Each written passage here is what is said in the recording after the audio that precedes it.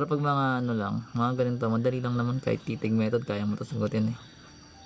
Magdagdag ka lang naman ng variable, magka-times ka lang ng variable, then o-over mo yung kung ano exponent. So, kunyari ito, magkakaroon ka ng, kaya mo ito yung mental actually.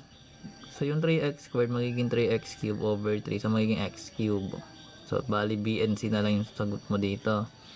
So, yung 4x plus 1 yung exponent, magiging 4x squared. So, dahil ito yung exponent, magiging over 2. 4 over 2 is 2x na lang siya, 2x squared. 2x cubed, 2x squared. So, parehas. Minus 5x. So, that is letter B. Check natin para maintindihan. Total, wala na akong kulang. Konti pa lang sa integral natin. Pang content. Hinahanap niya yung kapatid niya. Saan kayo nilagay ng nanay?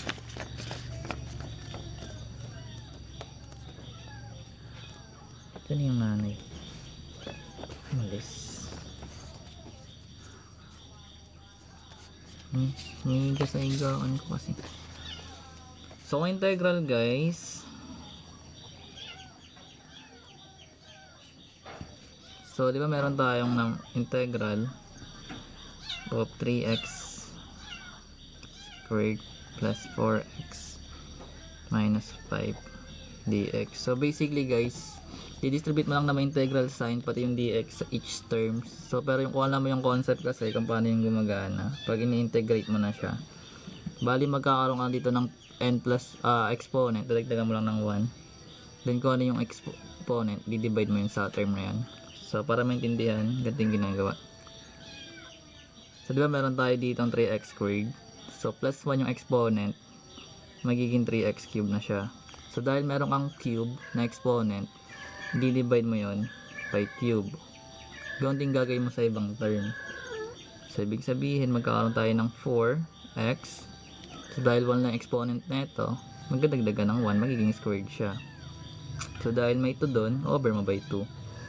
Minus, eto 5 times yung x, that is 5x. Then plus c. Pag indefinite, okay, may plus yan. Pero kailangan mo siya simplify. So, magkakaroon tayo dito ng 3 divide 3 magiging 1. So, magiging x cube na lang to. Then, yung 4 divide to magiging 2. So, magiging 2x squared. Then, minus 5x plus c. So, ito yung magiging sagot natin. So, pag sinagutan natin yan, bali letter B siya. Pag indefinite,